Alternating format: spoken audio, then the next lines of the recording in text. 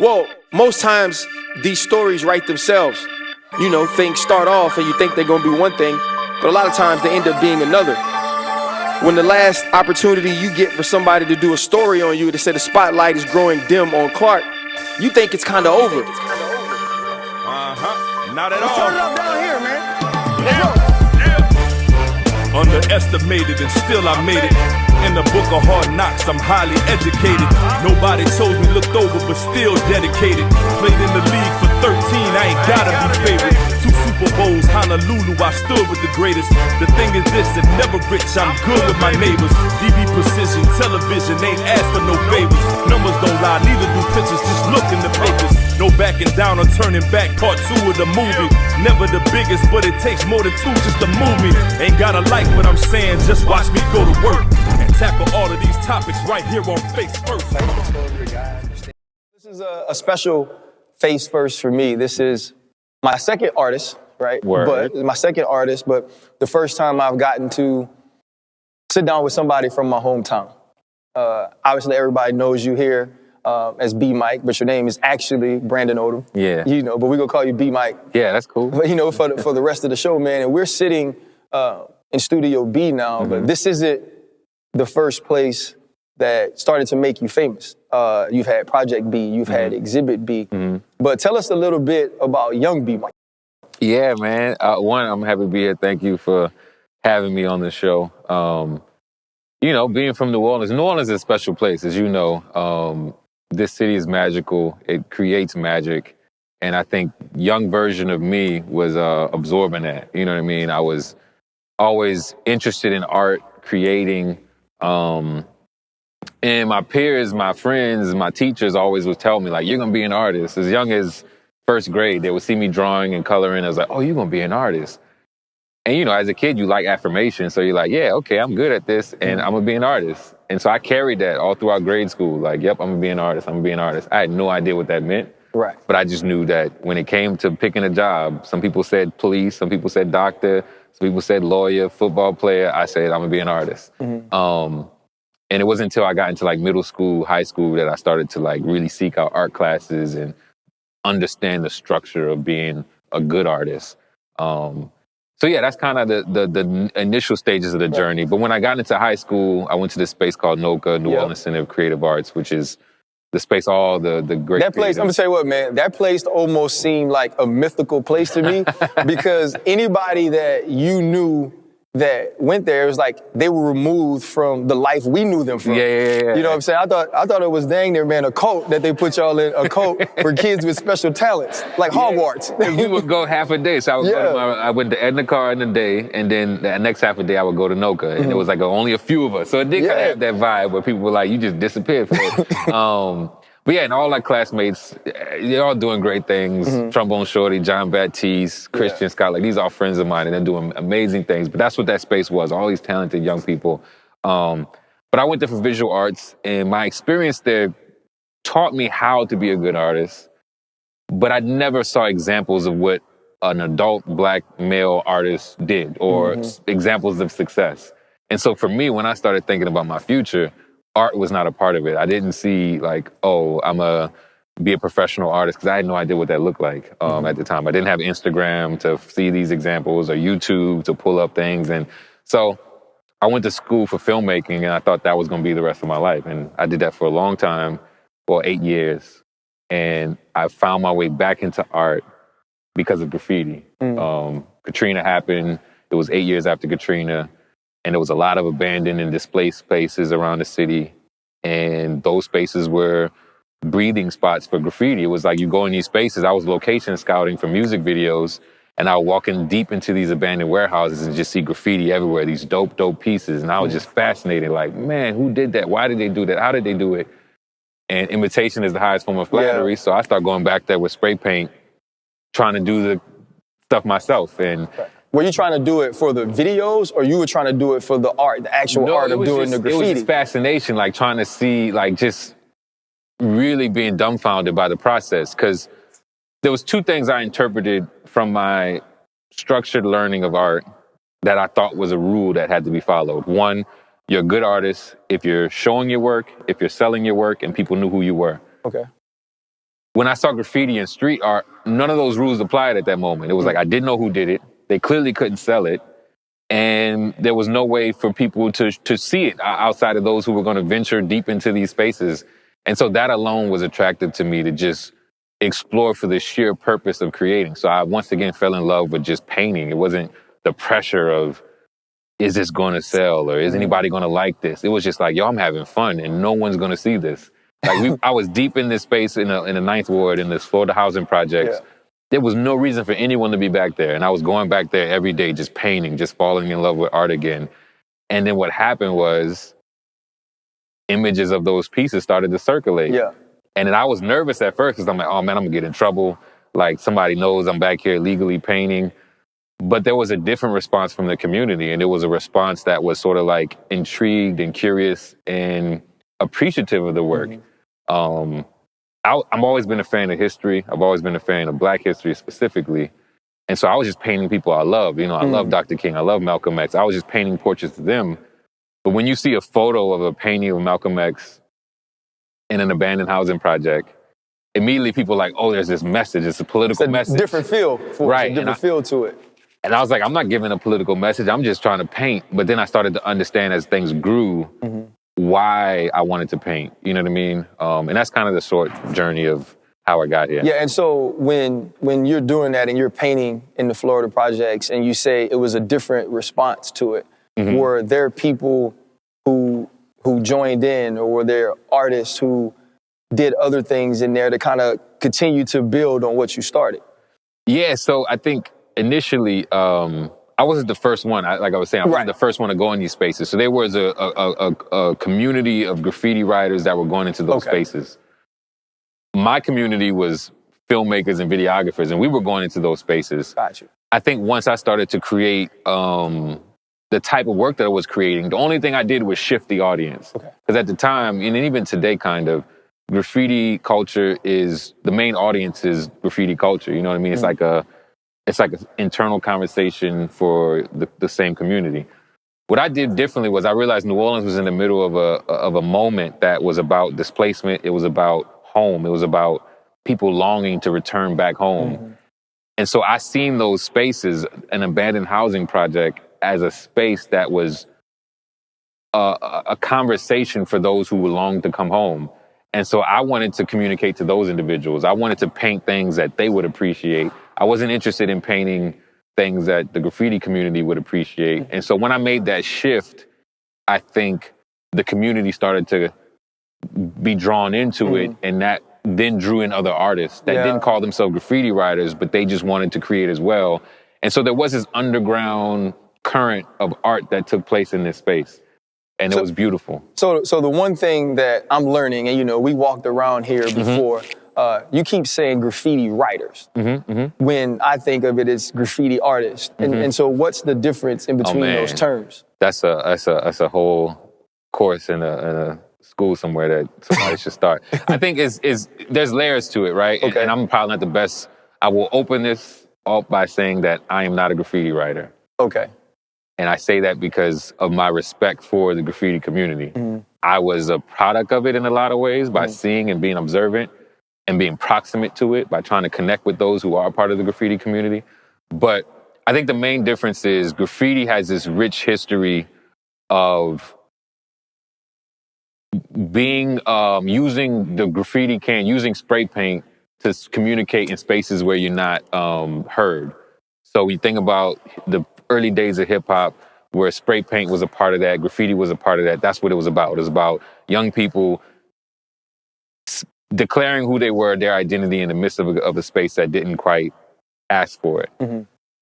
I think now the separation can be where, as a street artist, you can create with a certain audience in mind. As a graffiti writer, you're creating with a certain audience in mind. As a muralist, you're creating with a certain artist in mind, a certain audience in mind. Sometimes it's about permission. Street art can sometimes have permission. Graffiti kind of never has permission to exist. So yeah, it can get really tricky in terms of like dicing up what is what. Because most of us all use spray paint, and so sometimes people just think if you use spray paint, you're doing graffiti. I'm people. Yeah. I'm people. Nah, I think when I think about graffiti writers, I think about those individuals who are going out sometimes in the middle of the night or in times when people aren't paying attention, and they're doing things at great expense to their own physical safety as well as legal safety. They're going out and they're putting the stuff on the wall. You know, I can go down a rabbit hole of like my criticisms as well as my appreciation. I got you. Of all of it. You know what I mean? Because I think a part of my career is about being critical of graffiti at its worst. And when I say at its worst, I'm thinking about the opportunity to speak. You know what I mean? I think I come from a community of people that understood the power of their voice, and how one of my favorite songs by a friend of mine, Big Crit, he's got a song where he starts off and he says, "The elder told him, how could you be in a position to say so much and say so little?" And then he was like, "This is me saying a lot." And so when I was introduced to graffiti, I was like, man, we in a position to say so much. Yeah. And sometimes people are saying so little. And stakes has always been too high for me to think about risking my physical and legal safety to not say something. And so from the very beginning, I was always trying to say something for me. I was trying to say something that was important to me. But once again, that's a debate, because I'm not trying to say that some graffiti writers aren't saying anything, right. But, you know. No, I get it. I think, and you know, it's something you said, it's about being able to be critical, but also admire in a way. And when I think of admire, I think of respect. Yeah. Right there, you know, there's a level of respect there, which is why you'll say, you know, I'm not trying to say certain things, but I want to make sure people understand how I view it. Yeah. So you had Project B, that was in the Florida, right? Yep. And then you moved to the Fisher, correct? Mm-hmm. Once it shut down. So it's right next to the Fisher. It was a spot called DeGaulle Manor. Okay. And the first spot, sometimes when I say the Florida, people think I was in Florida.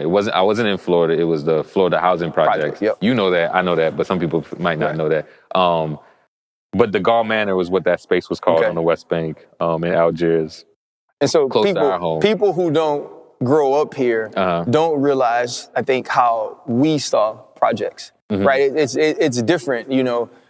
The earliest, I guess, artist who I heard talk about his project a lot was honestly Jay-Z, because he would always talk about Marcy, about the Marcy, whereas we understood it and looked at it a little different. So to be in the Florida Housing Project, to be in DeGaulle Manor, which is close to the Fisher, what was drawing you to these sort of spots?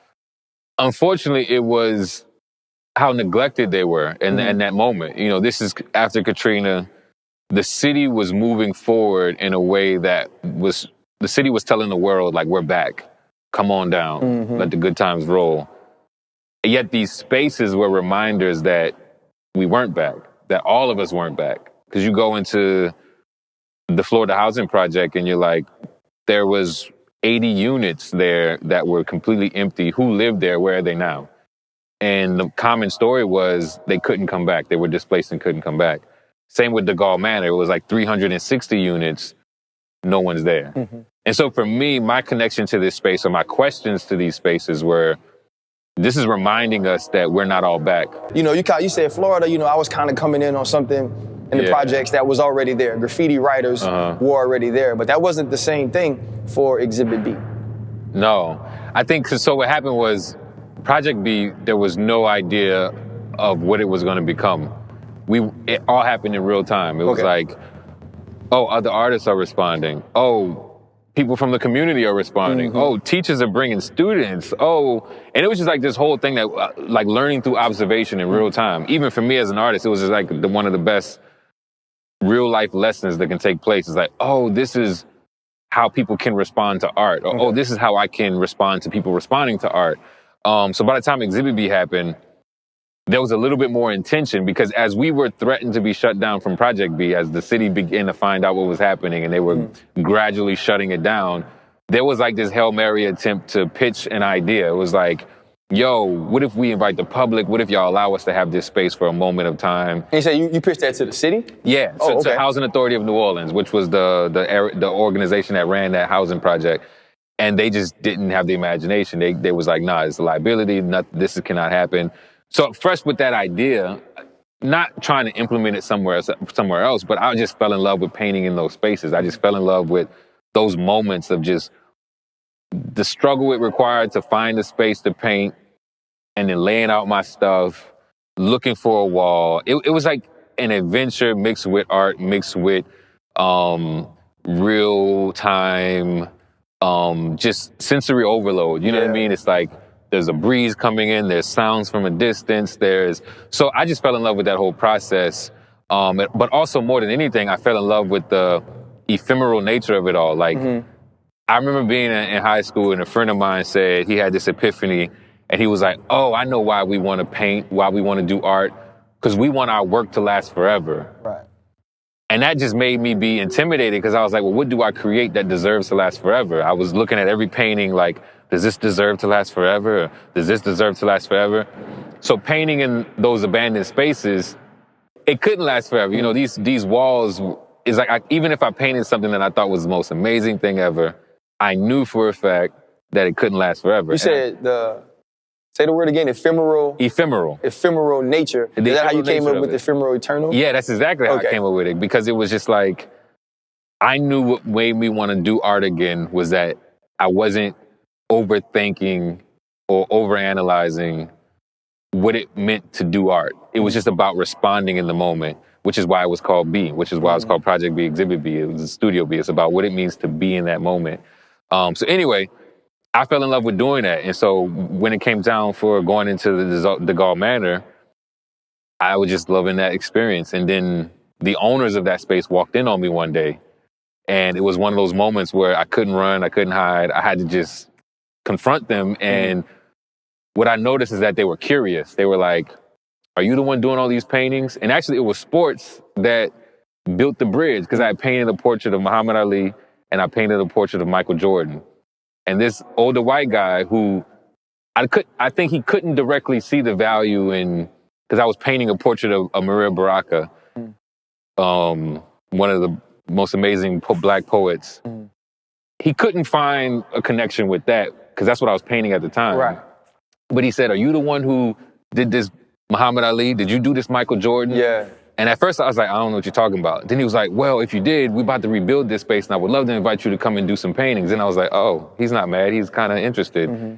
And he was like, man, I got to tell you, I went to a Muhammad Ali fight in Vegas, blah, blah, blah. So then he's starting to kind of how sports is that bridge between them both, right? So now I'm like, and I'm telling him, well, Muhammad Ali is one of my favorite people of all time. And so we're sort of finding common ground through sports. And then at that point, I was like, well, look, why don't you let me, because he told me, he said, keep coming back and paint. He said, if anybody tries to stop you, tell them I gave you permission, because I like what you're doing. And I was like, this is weird, because coming off of the energy of Project B, where it was just so much aggression and like, oh, you're doing something wrong, you're doing something wrong. And then he's like, I like what you're doing. And then he even gave me the key to the lock of the gate, because we used to have to hop the fence. He was like, here, this is the key to the lock anytime you want to come in. And at that point, I'm starting to remember all those ideas we had in Project B about how we wanted to invite the public, how we wanted to make it a big community thing. And so I just started running it. I was like, well, look, what if blah, blah, blah, blah, blah, blah. And then he kind of paused and, it took him a while to process it. And for whatever reason, thank God, he was like, all right, go ahead. Let's make this happen.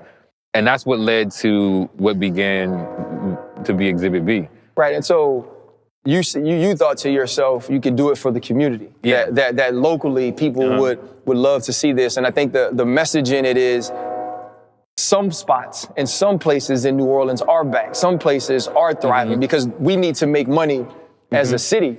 But the heart of the city, which is the people, right? Which we have to understand, the people, not all of them can come back. And so when it goes from being something that was great locally, something that was great for our community, to being a national attraction that starts to attract celebrities and superstars. What's that feeling like for you to just be focused on creating and now people see value in that? Yeah, so I have to be very careful in a good way when I talk about Exhibit B, because I want to make sure that it's understood that Exhibit B was a group effort. It was a group project.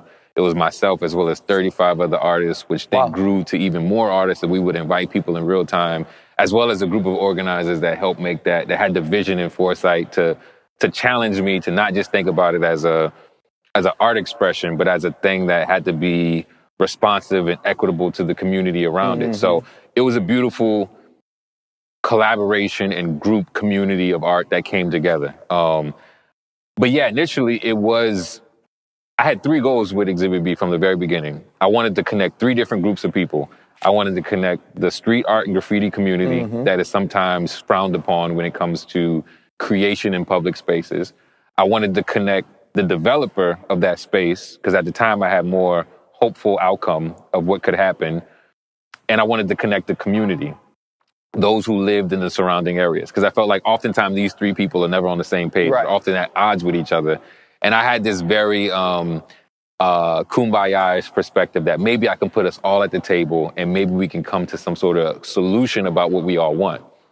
I learned a lot from that project in terms of how difficult that can be. But that was the goal. The byproduct of that goal, though, however, was that people outside of that direct community were going into the space. You know, being in this area, that when you tell somebody on this side of the river in New Orleans to go to the West Bank, it's like telling them to go to a different country. Yeah, exactly. So having people from this part of the city going across the river, bringing that attention to Algiers, bringing all those people to Algiers was just beautiful. And then as the attention of it grew, as the press started to talk about it, the blog started to talk about it, and then we closed that event. Like, we closed Exhibit B with this epic block party we called Block Power. And we had this big old block party with David Banner, Dead Prez, Trombone Shorty, Erykah Badu. It was just this epic moment that we closed out this space in a very, very beautiful way. One of my favorite memories to date. We had over 10,000 people crammed into this space. That initially I couldn't convince people to come with me. They were all afraid. I was like, oh, it's abandoned, oh, it's blah, blah, blah. And here we had 10,000 people trying to get into this space. It's beautiful. But that's the legacy of Exhibit B. It was just like this community project, art as alchemy. And in that moment, for me, like I told you, Noka taught me how to be an artist. But it was after that moment that I was like, okay, now I know why I want to be an artist. Now I know why people create or can create. Because it showed me the responsibility and the power of art. I walked around the city after that, calling myself an artist for the first time. Prior to that, it was just something I did. It was just something that I did for fun, or something that I was able to do okay or well.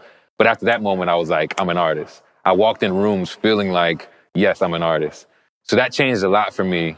And that's what opened the doors to where we are now, Studio B. Yeah, and so we've been in Studio B. We got a tour earlier, which is amazing, which I'm going to allow people to see as well. But we've had a train giving us hell, bro. Definitely. And you started to tell an interesting story of how steep in history New Orleans is.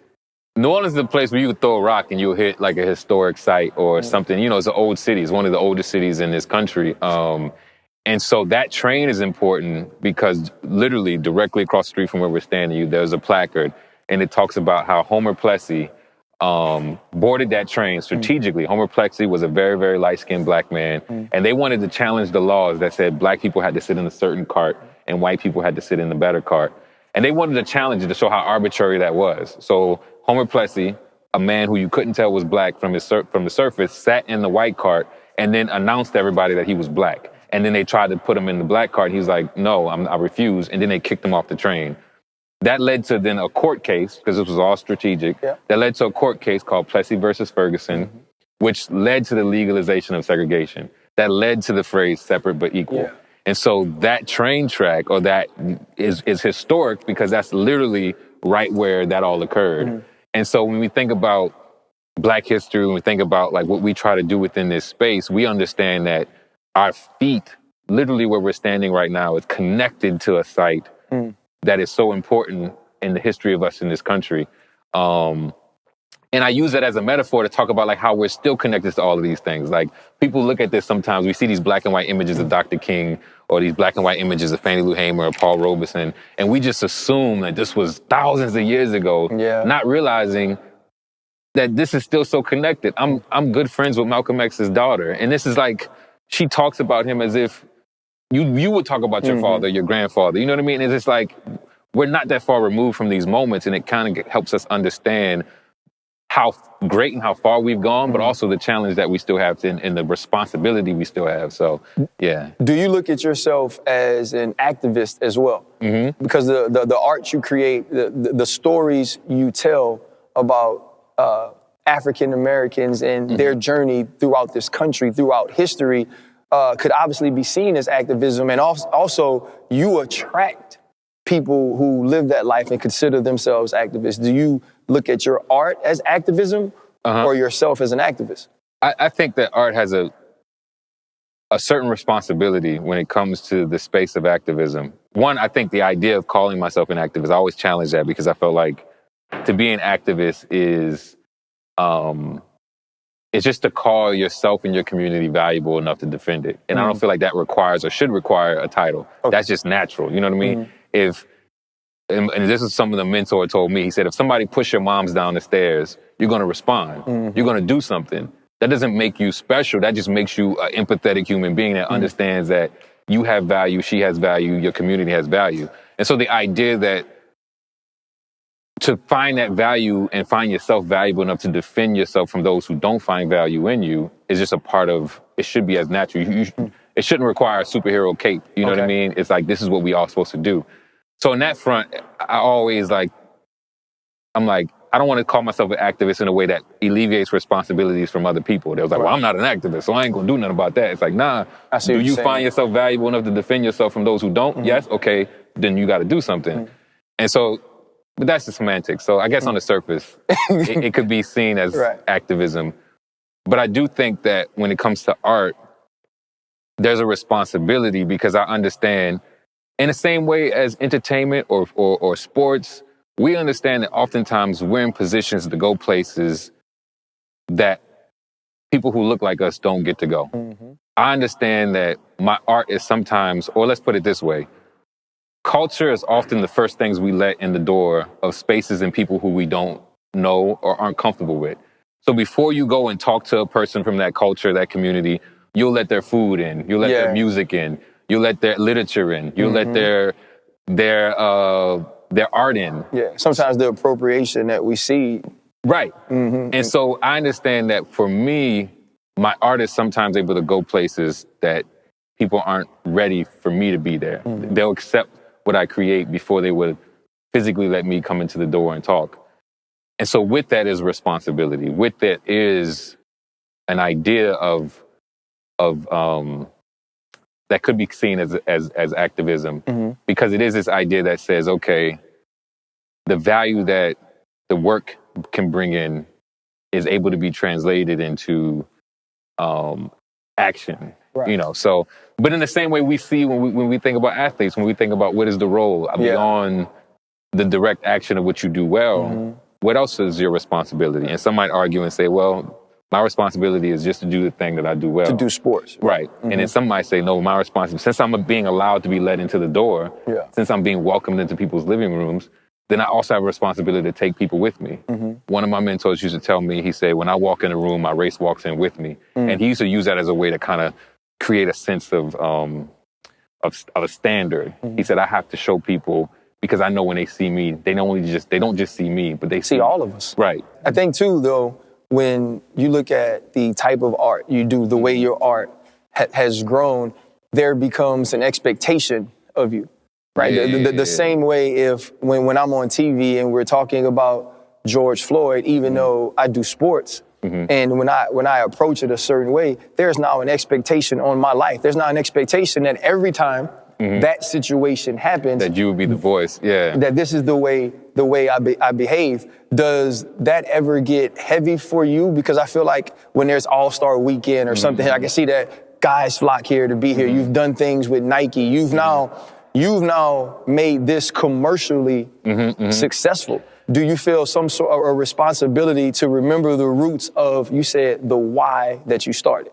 Yeah, I think there's definitely a lot of internal questions that I think are important to navigate. I think when it comes to those things, for sure, there's this thought around, because you're right, I'm often invited to create and speak around those moments. And I think one thing I've learned from the legacy of Black people in this country is to be alchemists, to transform pain into beauty or to sadness into happiness. We see that well in New Orleans when we think about the way we celebrate death, when we think about the food here, like all the food that you would put at the top of your list as New Orleans food, from gumbo to etouffee to jambalaya. These are all foods that are traced back to West Africa. So that means that this food was brought here in a moment that was the most tense, the most tragic, but yet people were able to say, you can have my body, but you can't have my culture. I'm going to maintain my identity through these subtle ways of resistance. And so I've learned from that to kind of think about how the work I create can be subtle or it can be very bold in terms of how it looks like as resistance. But I think ultimately, the question that gets asked for me all the time is, when it gets to the point where it feels like we're just decorating the problem or dancing with the problem.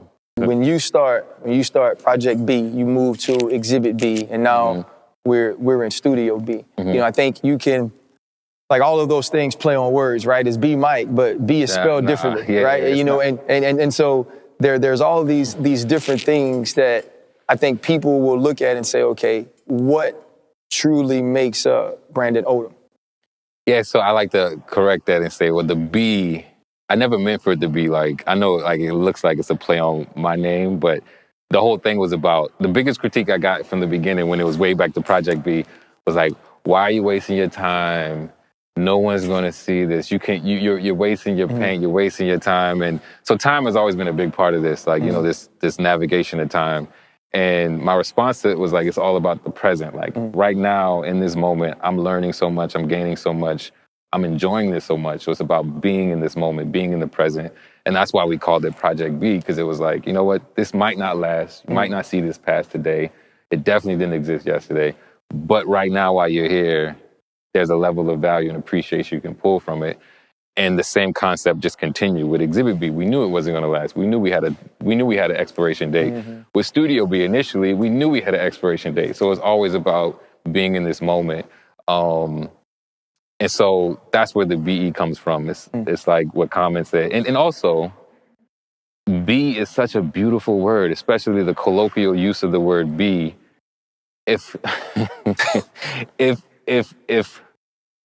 If a black person tells you I'll be at the store, you don't know if they were at the store yesterday or if they're at the store right now. Or if that's where they always are. Or if they're at the store. Yeah, exactly.